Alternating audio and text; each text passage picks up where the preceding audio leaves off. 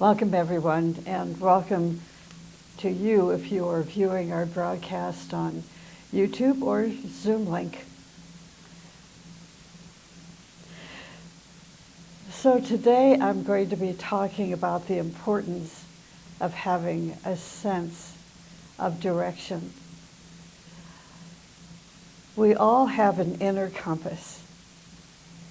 It's very interesting to think about this. We really do. We have this inner compass, this intuitive sense of direction that can guide us through life. If we only knew that when we were young, when we were, let's say, the onset of our teenage years, if our parents had talked to us, even earlier than that, that everybody has this intuitive sense of direction. All we had to do is to follow it. Imagine that. We would have made no mistakes. Our choices would have led us into our sense of purpose, and so on.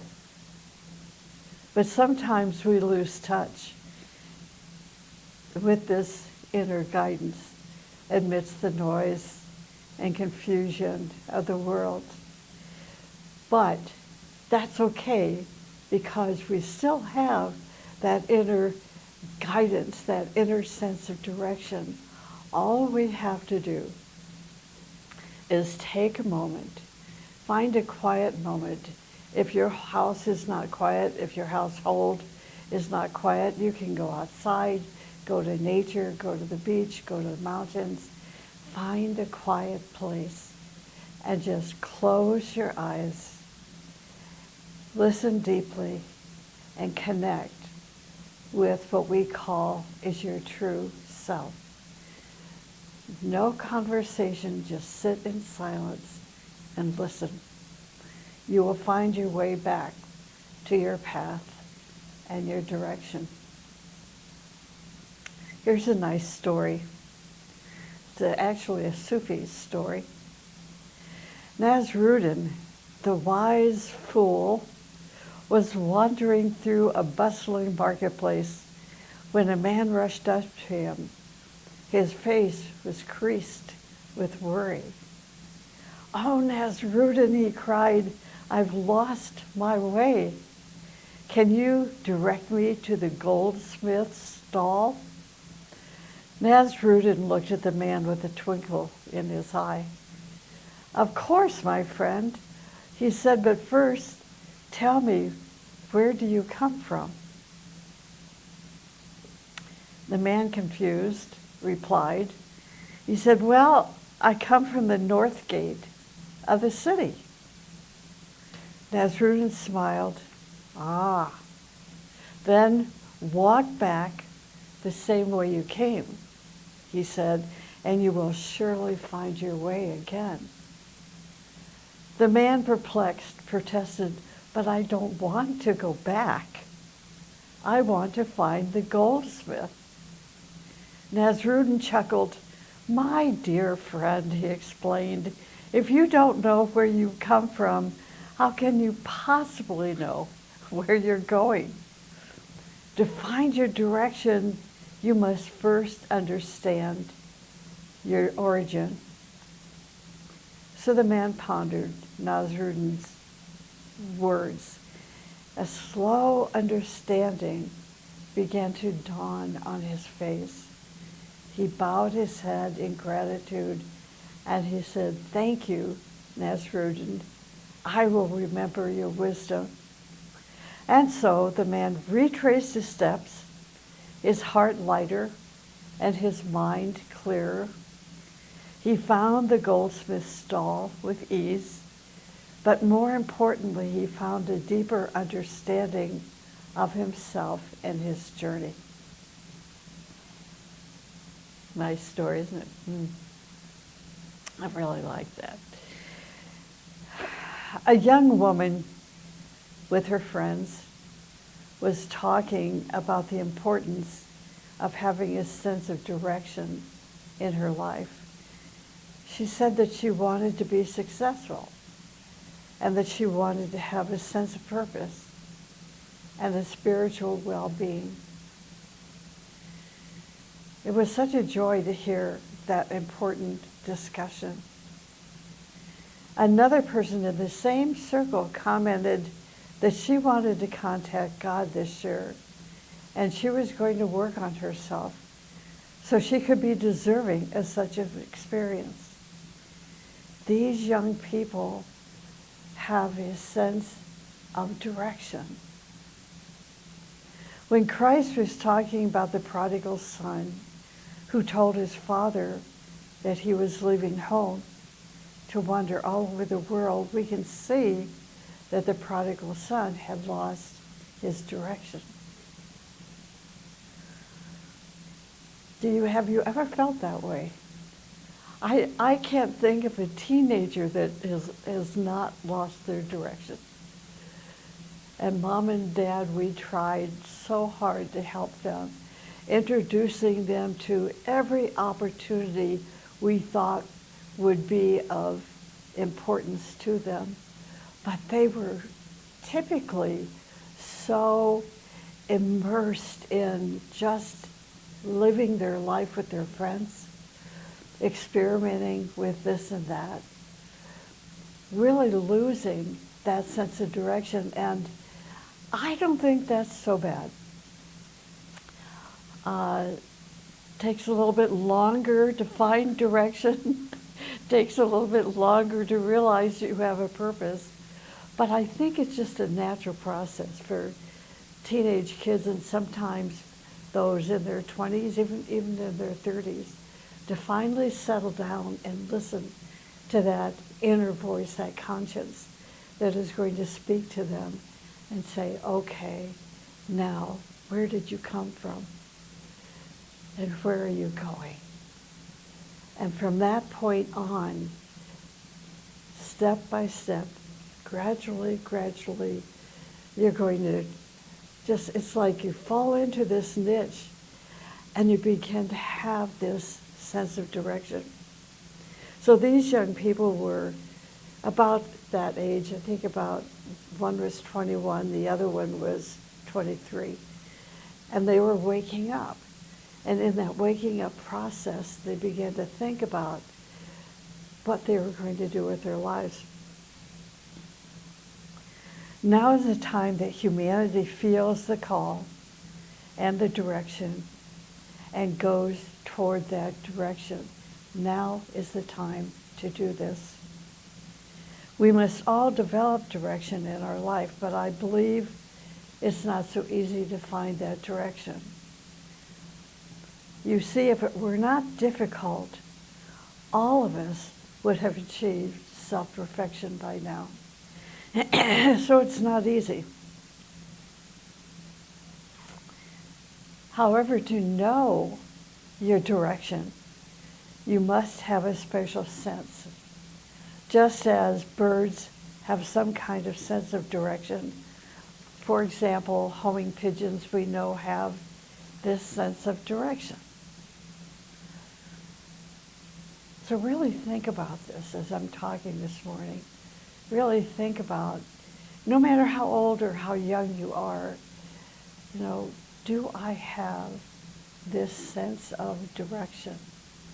It's so important, because if you do, you're going to have a life filled with joy and harmony and success. I guarantee you it will happen. We are told by the Master that from the beginning of the human kingdom, Christ was a dynamic person. He tried to overcome everything that was difficult and to make himself a master of difficulties. And when he was teaching, he said something that people didn't understand. He said, the kingdom of God must be taken by violence. The teachings tell us that violence means a great labor and striving and force and energy. Those four qualities that if we are, on the other hand, looking for easy things, easy ways to get out of our difficulties, then we're going to be weak people. And who wants to be identified as someone who is weak? Only difficult things make us a powerful person. And on this path, it makes you an Agni yogi. I know some of you have been challenged with difficult things in your life for several years now. And I watch these things actually, and within myself as well. I look at these things with compassion and with joy, because with each success that we have, we are going to increasingly recognize that we have a life direction. I know you have direction in your life, that you not only heard the call, but you are responding to the call.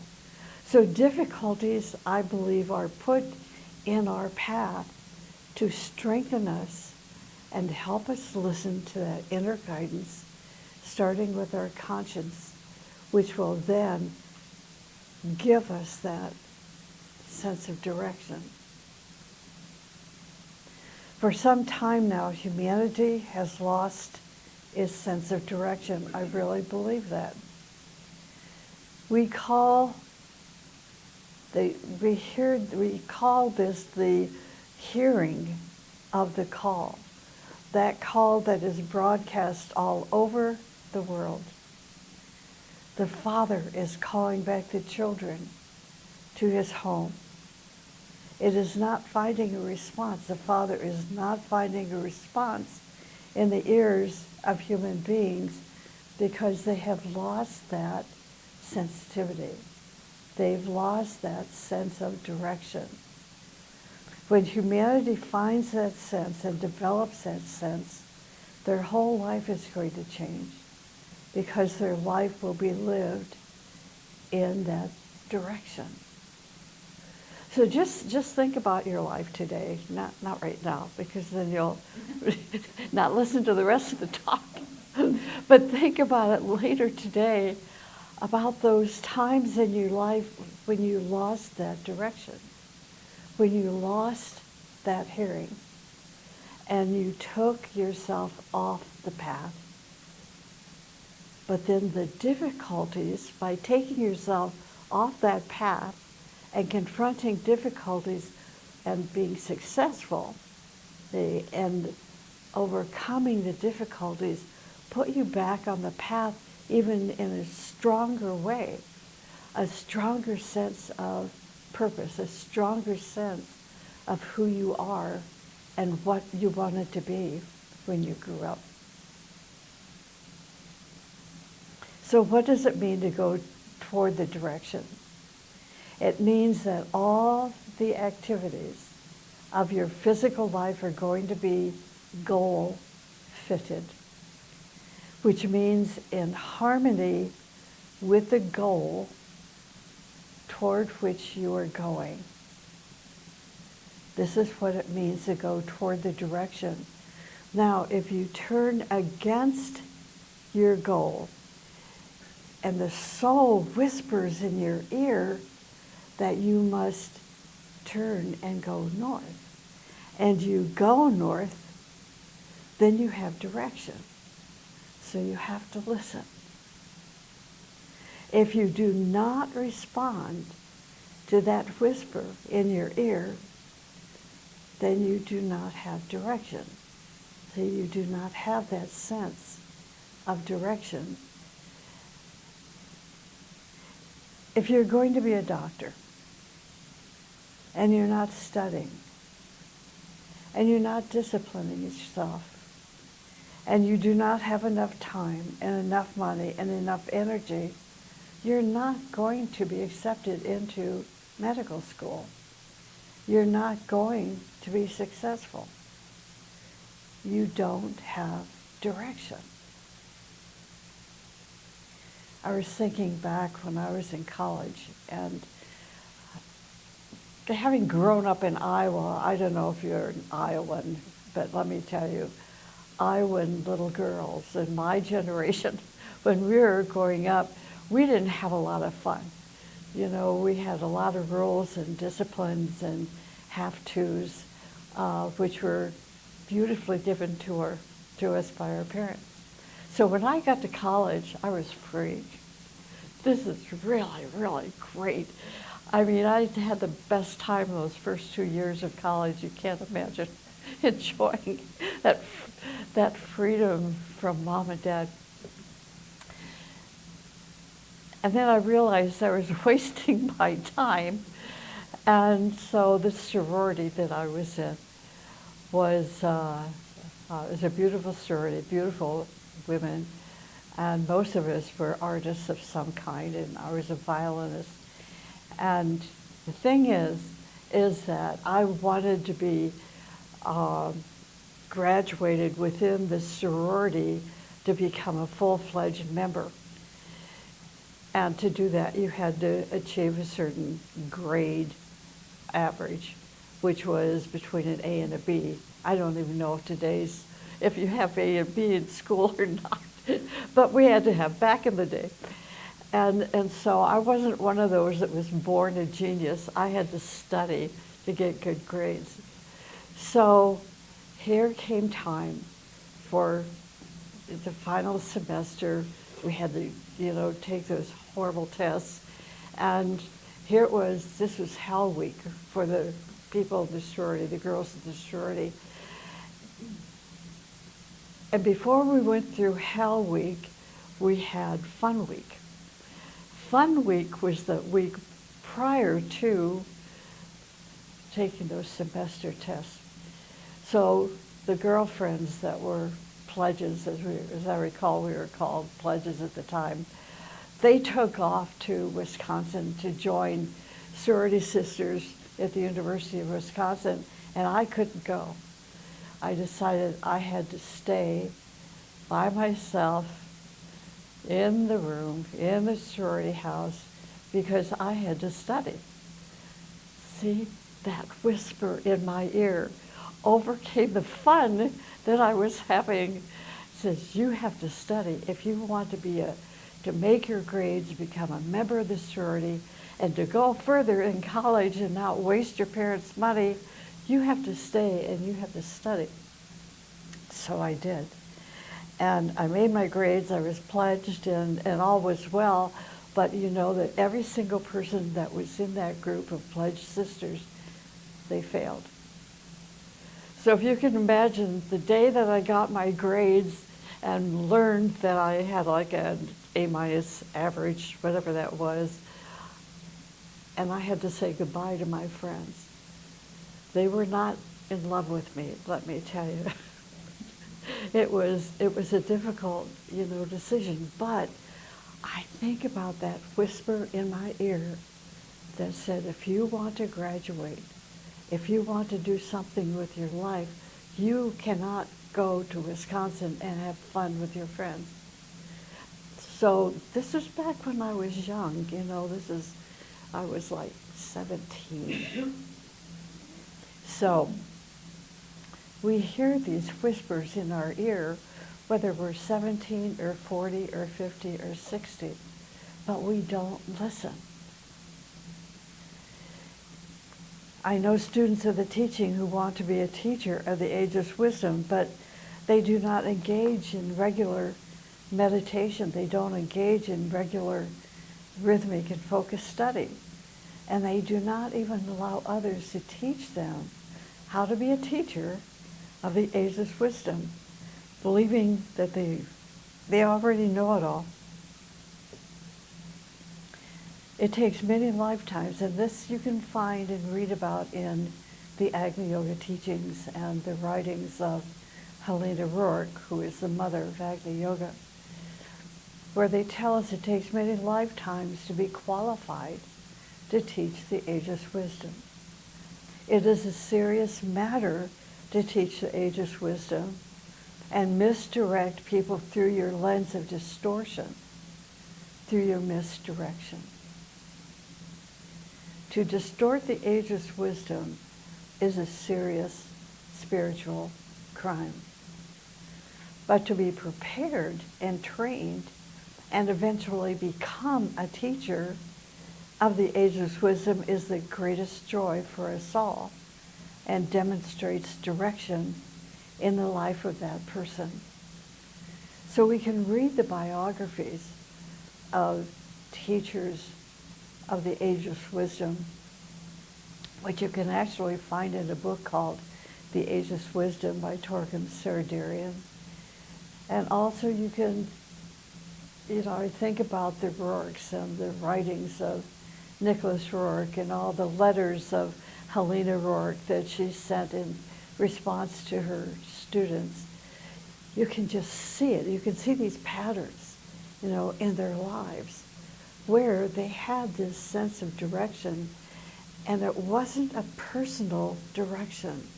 It was a direction to help them, like the reading that Catherine did this morning, making and dedicating yourself like they did to uplift and inspire humanity and bringing them the teachings of life. When you have a direction, when you feel the direction, then you are harmonizing all your physical activities toward that direction. You are like a magnet that polarizes and orients millions of iron filings in the same direction, in the same patterns. When you find this direction, this is so interesting, your physical cells, your etheric, emotional, and mental atoms become a symphony in the keynote of that direction. It is just like you are an orchestra, and every part of you is tuning its instrument.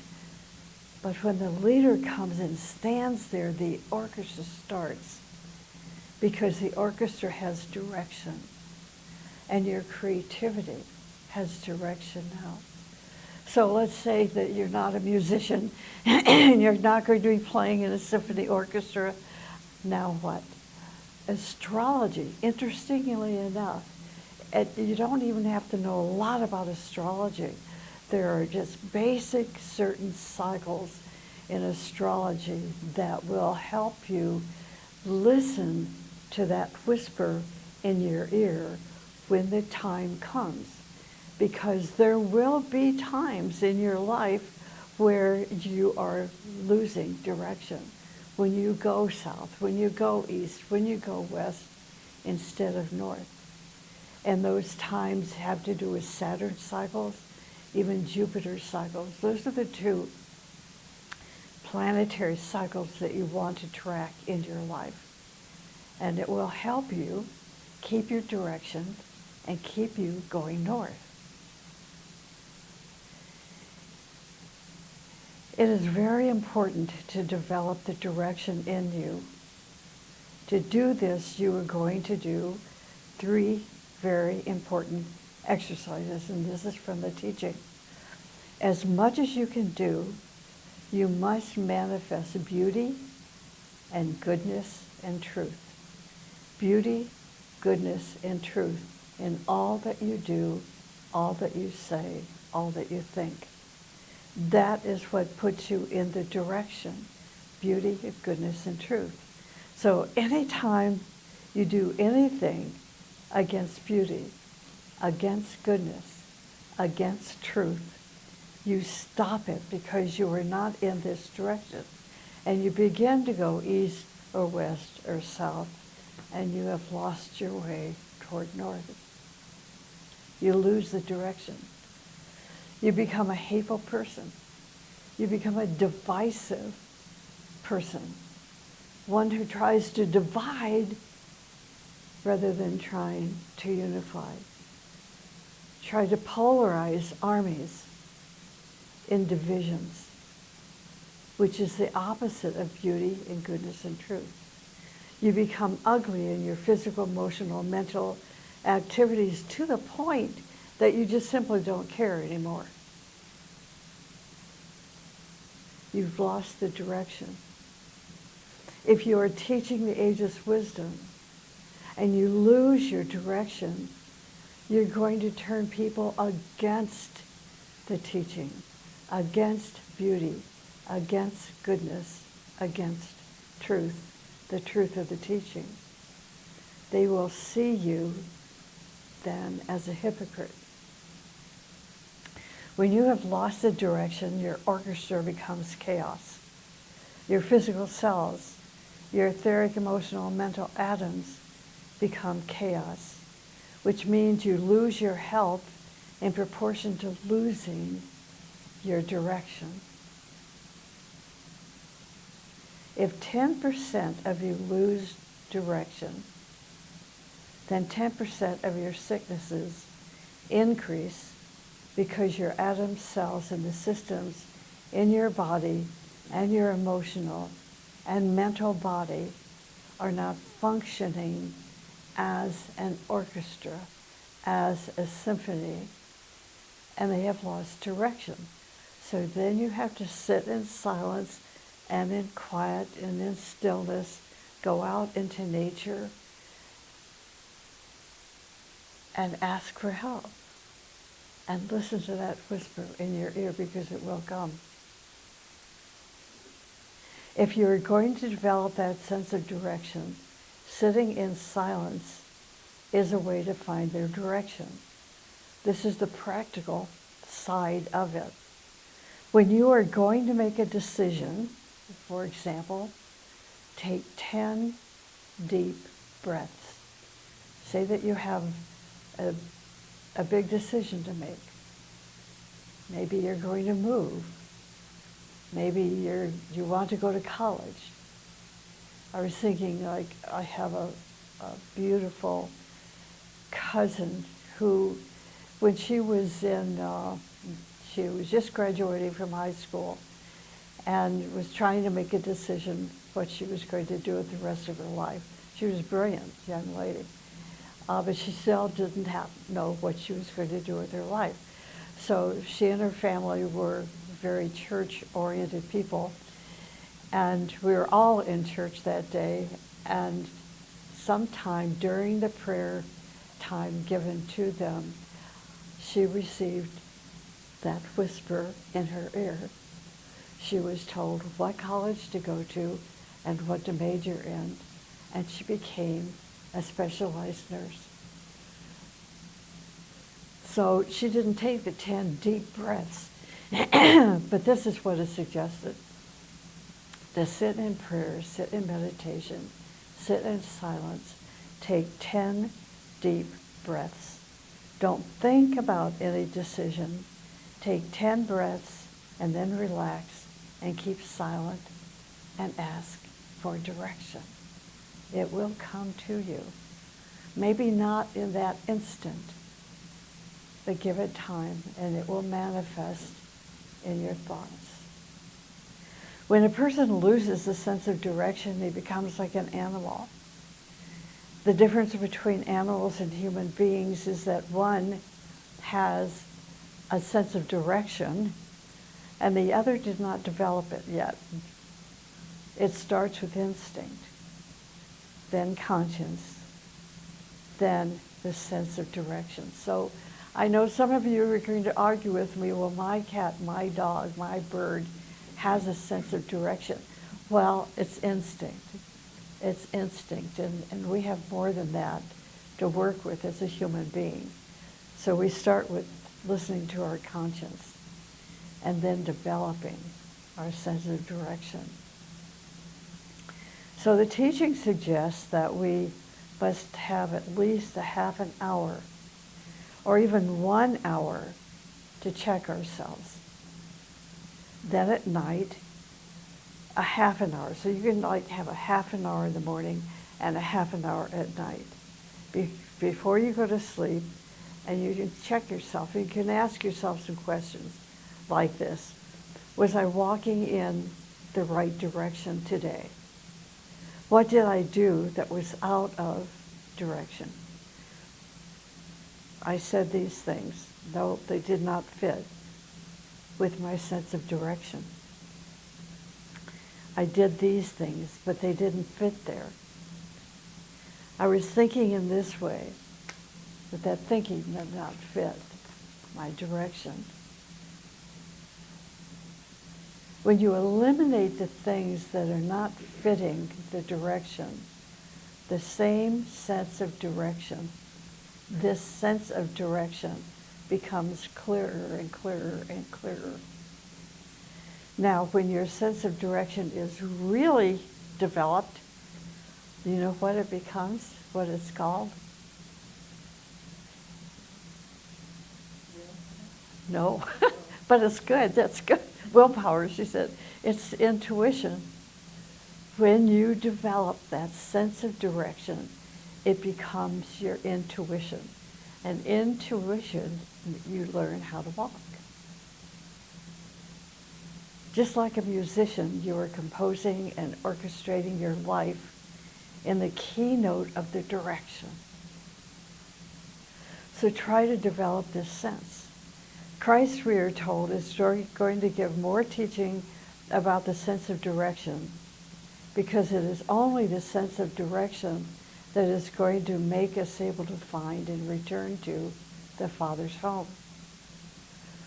There is a great joy and expansion when you are going back home. Excuse me, allergies. And that sense of direction takes you there. So from the physical viewpoint, the sense of direction will give you greater health to your body as you are growing up, especially. Karma. Oh, karma. Now let's take a look at karma. Look how interesting it is. Karma is produced when we do things that are out of direction. So rather than to feel guilty and to beat yourself up today, we know we all have karma. We all have karma. And we carry that karma from one life to the next, to the next, to the next, until the difficulties come into our life. We respond and we strive and we overcome, and we let these difficulties determine how to listen to that intuitive guidance and put us back on the path of direction, giving us a sense of direction. If we do things that are not in harmony with the direction, we create karma. And what happens when we create karma, then we are late. It makes us late. Karma makes us late. It increases our suffering. Karma does. Karma increases our pain. Karma increases our physical troubles so that you pay whatever wrong you did, and then you'll find your direction. Karma then is a blockage on our path. You must clear and pay that karma to find the next direction. It's just like the story I told you when I was in college. Listening to that whispering in my ear, you must stay and study. After that week, and that semester was over, and I said goodbye to my friends, my life was different. I had 2 years of really having a great time, called karma. But I listened, and it put me back on the path again, on the right path. I found my direction. So, you don't have bad karma because direction does not create karma. Having that sense of direction does not create karma. It is so interesting that if you sit down and think, who is controlling? What is controlling my life? Is my body controlling my life? You think, well, yeah, pretty much. What about my emotions? What about my thoughts? Are they controlling me? Where are you? If effects are controlling us, then it's going to affect our physical health, our emotional health, our mental health. If we are a cause, in other words, if we are creating and recreating our life according to the patterns of direction, then we are going to be successful and have that sense of purpose and understand the purpose of life.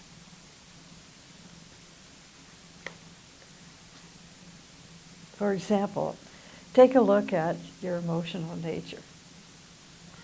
Do not create, this is from the teaching, do not create tensions and pressures in your emotional system, because any pressure, any tension in your emotional body is going to reflect in the etheric centers, and the etheric centers are going to reflect this tension and pressure in the glands of your body, and your body is going to suffer.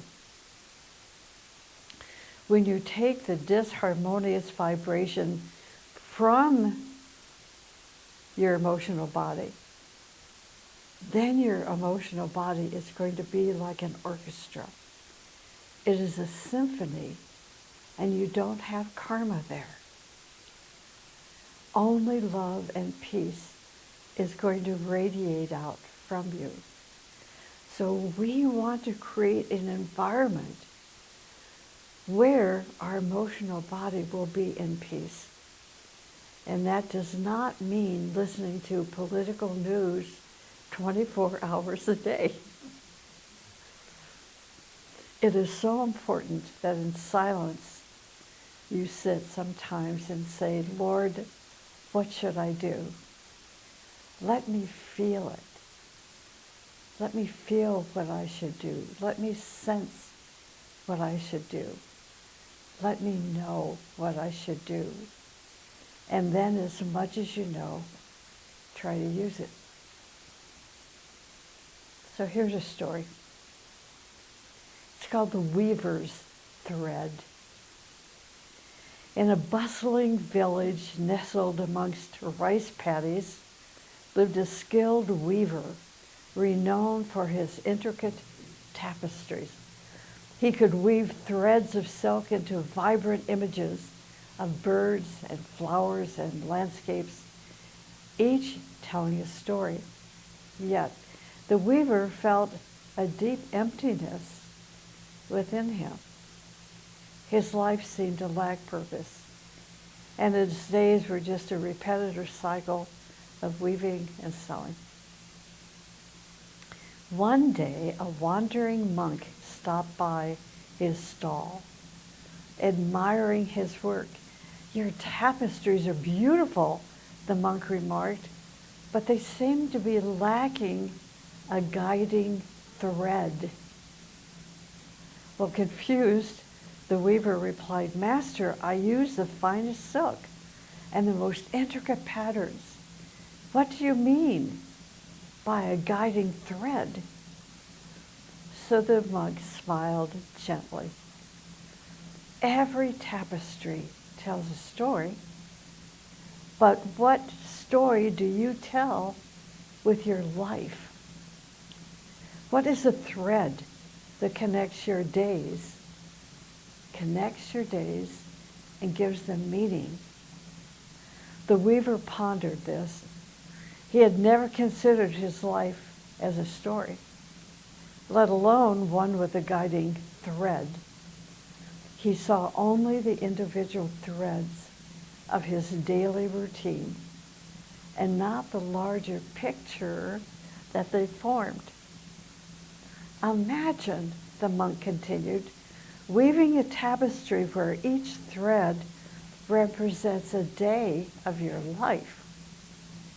Without a guiding thread, your tapestry would be just a jumble of colors and patterns, beautiful perhaps, but ultimately meaningless.